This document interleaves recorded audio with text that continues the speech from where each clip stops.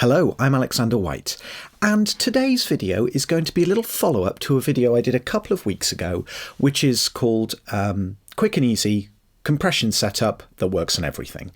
And in that video, I sort of demoed an LA2A. In this video, I had a really cool comment, which was, if I load up this screenshot here,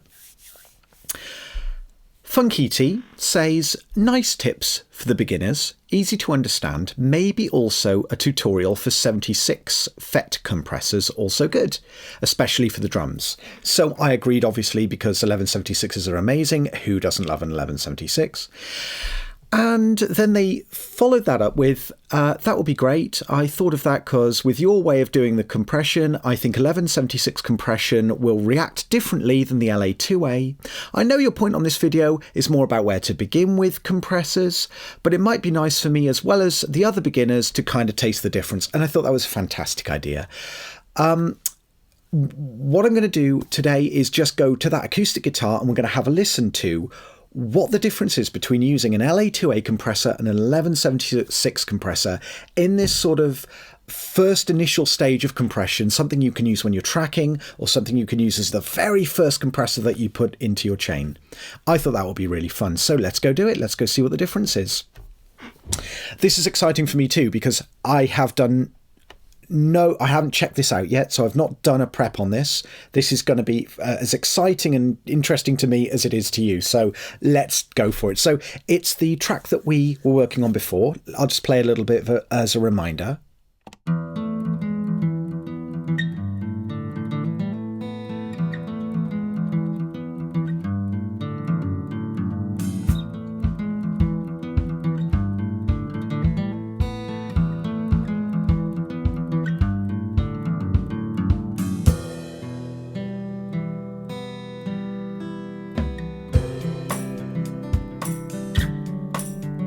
Okay, so first of all, what we're going to do is set up our LA2A. And last time I did this video, I sort of selected just an average example of a good note that I thought was a good place to set a compressor threshold against, and then I would be confident that anything that would happen after that probably wouldn't send the compressor into a crazy overcompressed state, but it would just provide hold for the tracks to make them a little bit easier to mix together. There's a slightly alternative way you can do this as well, which I thought would be cool to demonstrate, is sometimes a single note or just a couple of notes aren't quite enough to give you a complete picture of maybe what's going to happen in that track. So this is just a slightly different way of doing it. As you can see on the screen, we have this big old section here, which is the loudest part of the track. Then it gets a little quieter here, then gets a little bit bigger here. And when you come to mix, you will probably find that the quiet bits are a little too quiet, the loud bits are a little too loud, and oh man, what do you do? Well, you get a compressor just to help control. As I mentioned, this is about a control compressor. This is more leveling rather than anything really hard hitting like character compression or aggressive compression. That's a slightly different topic. This is like if you're just after a bit of transparent control, just to sound quite natural, but you do need something done because the levels are bouncing around a little bit. So let's select a selection of notes. Say something like that. So this is what that does. Okay, it's a good representation of what's happening.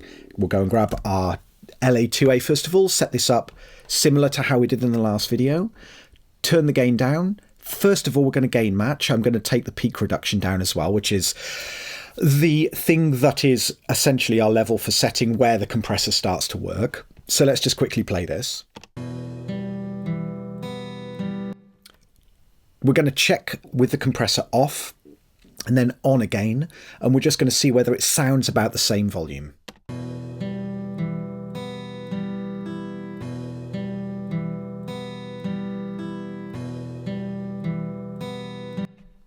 Sounds about the same to me.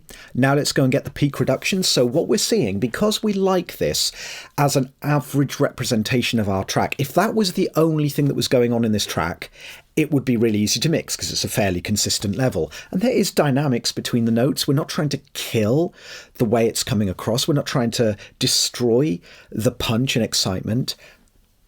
We just need to control the bits that get too loud.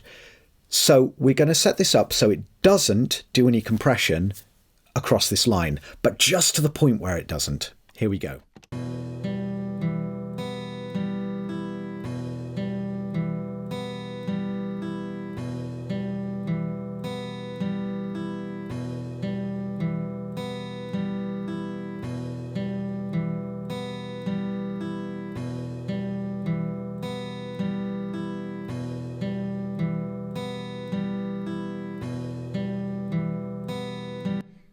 That feels good to me. There's that one little loud note in the middle, and I've just allowed the compressor just to go, just to start controlling that a slight bit.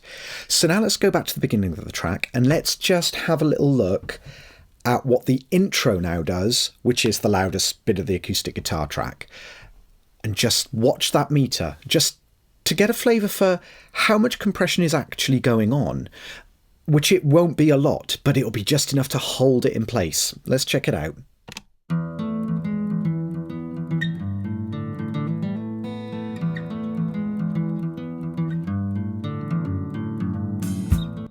You can see that needle's just knocking. Now I'm going to play the same thing, and I'm going to switch the compressor on and off so you can hear that subtle control that comes in, even though we're only getting a decibel, maybe 2 at the most. I don't think we even get 2 decibels of control.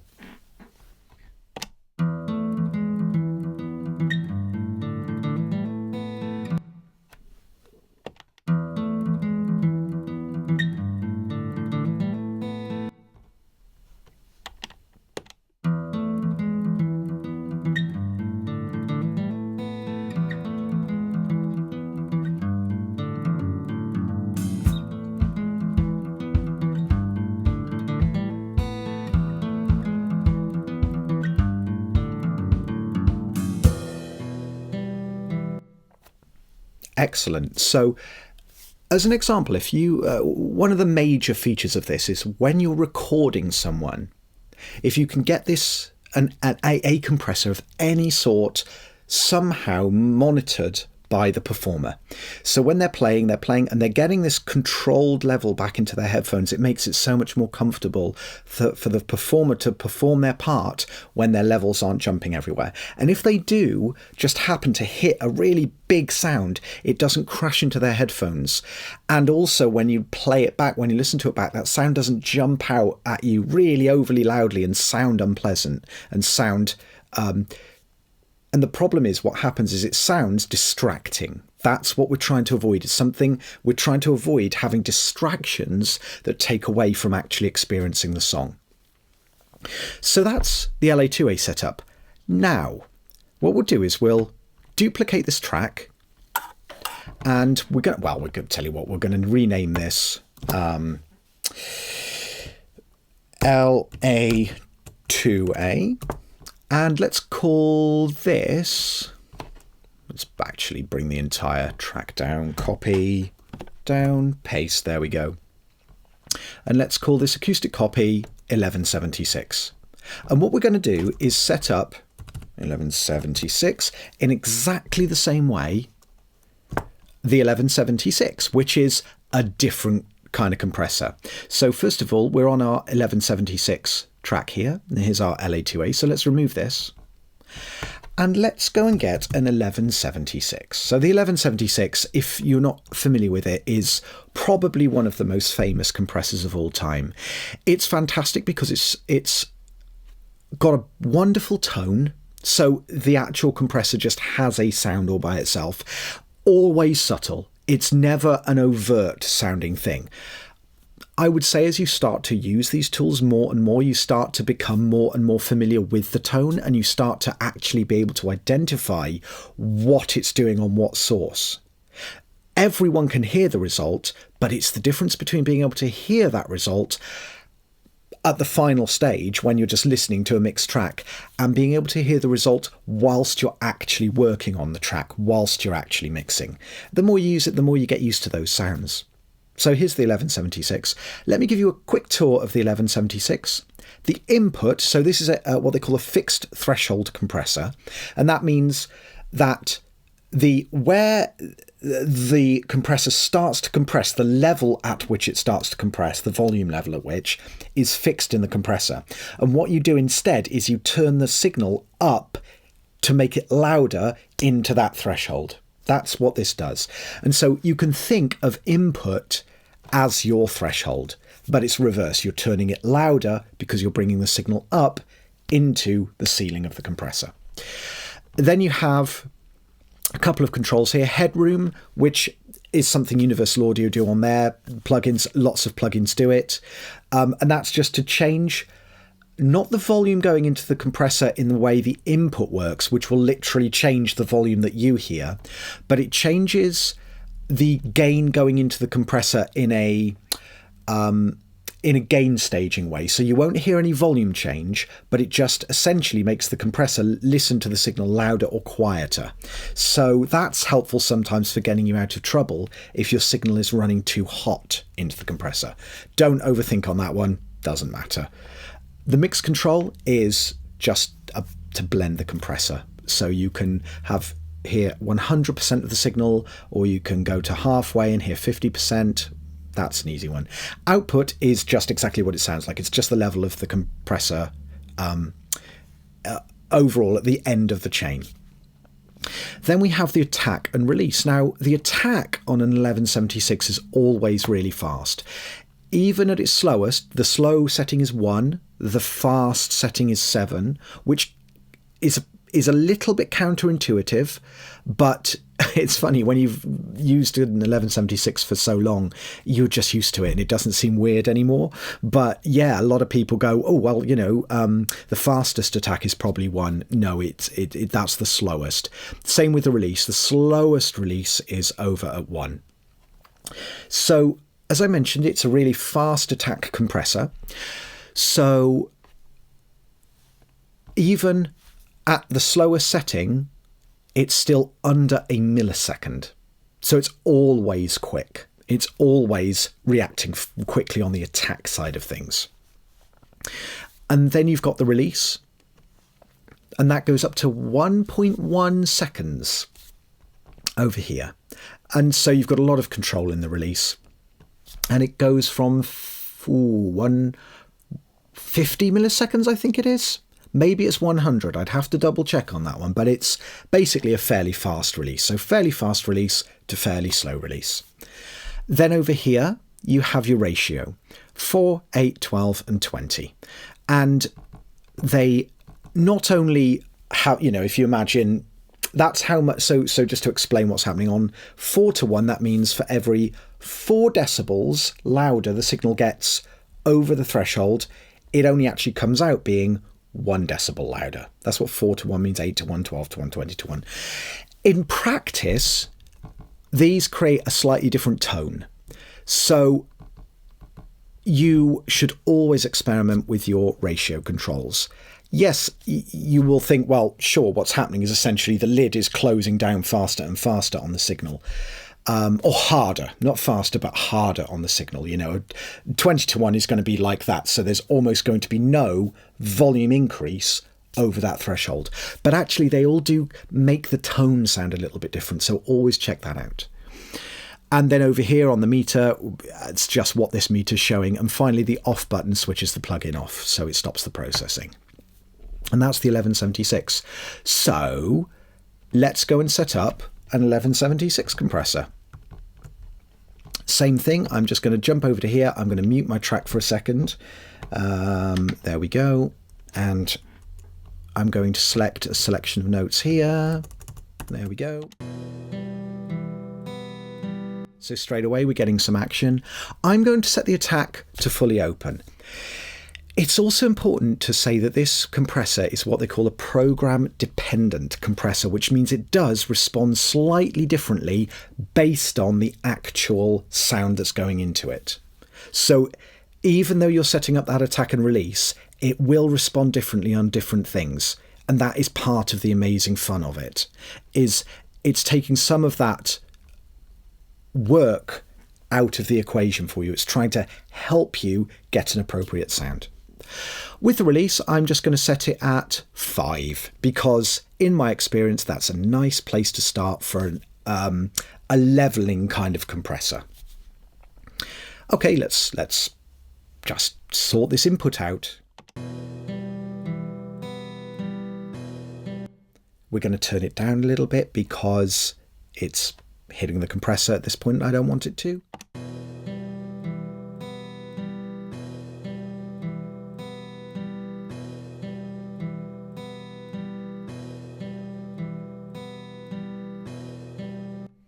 Now, of course, because we've lowered the input, it's got quieter. So let's just switch the plugin off and on again, and we will see whether we need to make up some of the gain with the output control.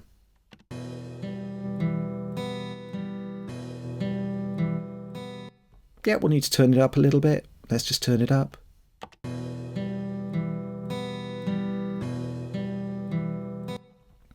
I think a little bit more. Let's try this.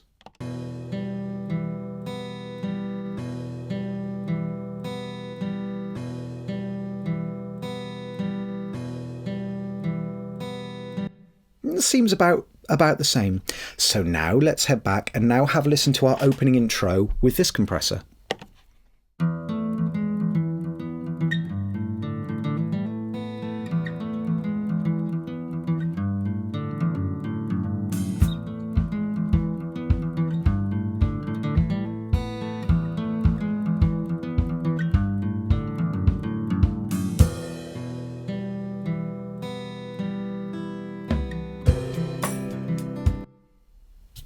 Now, let's quickly compare them. So I'm going to be swapping our mutes around on the compressors. So over here, you can see the mute here, and you can see the mute button here. Keep your eye on that for which one we're listening to. But let's go and start with the LA2A, and we're just going to do some A-Bing just to see what the tone difference is, if we can even hear any tone difference. Does one or the other seem to control the acoustic guitar better? Does one seem more appropriate? Let's find out.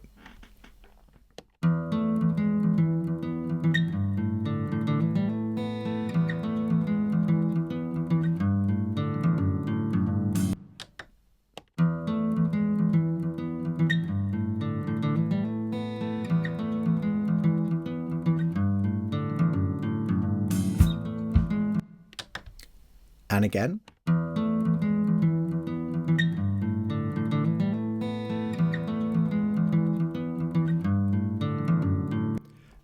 One thing I'm going to do actually is open up the LA2A plugin because it's nice to see the meters working as well.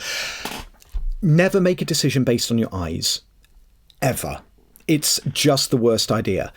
Metering or measurements or things like that can be such useful tools in support of what you're hearing.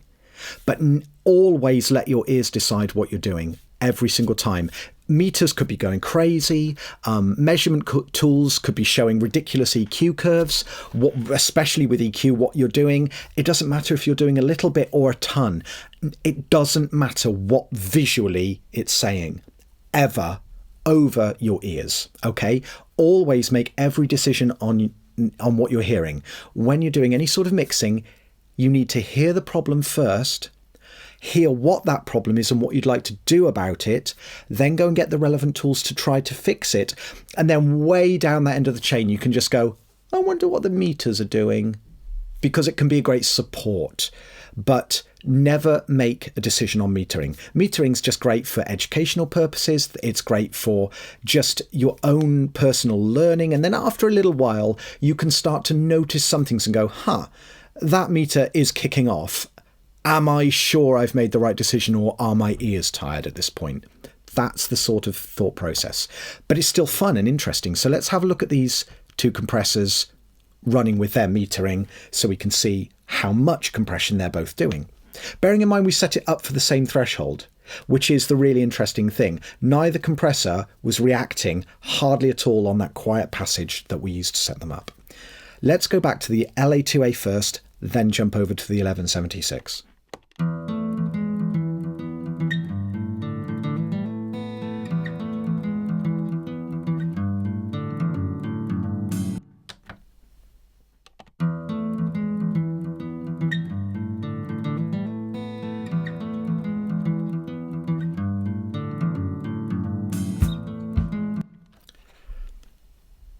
I mean, they both sound awesome. I think if I was pressed to make a decision, it would probably be the 1176. I think, because it does sound really good. There's one final cool thing I want to do here, which is let's just export out these audio files here and bring them back in with the processing on them. Okay, so do you know what? I've got a little bit of reverb on here, so let me just mute the reverb on both channels. Yep, that's great. Let's just jump over to here, go to our sources, choose the acoustic LA2A and the acoustic 1176. Click done. Cool. Let's just get rid of some of these titles that we don't need. In fact, mix 2 doesn't even mean anything because this isn't a mix. This is just the raw tracks and we're just playing around with the compressors on it. So let's just delete that. No need for real-time mixdown. Now, what's going to be really interesting here is seeing what the actual waveform looks like with that compression on, because again, this is great for education. So let's just go on to our LA2A track. Let's make a new version and load in the LA2A first. Acoustic LA2A. Pop it in the... right. One thing I've got to do. Let's do that again because I just need to select... where are we? Preserve mono tracks. That's what we want. So let's replace all. Flatten. There we go. Okay, so mix down. Cool. Just wait for that to finish. There we go. Now we'll bring this in.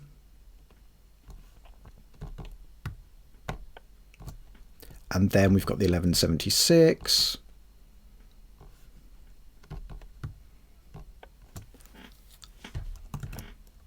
Let's actually just make a new version there as well. Bring in the 1176. There we go. Just organizing myself. Be with you shortly.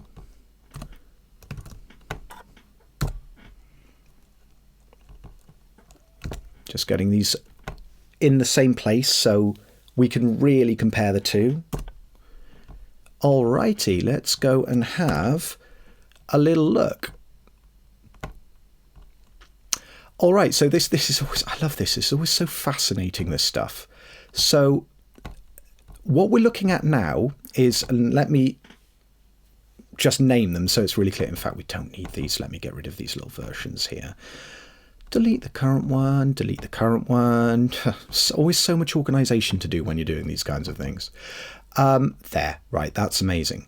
So what we're basically looking at is this flatten. If I just call this dry and call this LA2A, so it's really clear which ones we're looking at, and we'll call it dry and we'll call it 1176.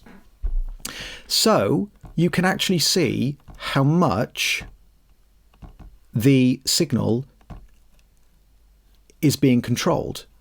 These peaks, they're now much tidier.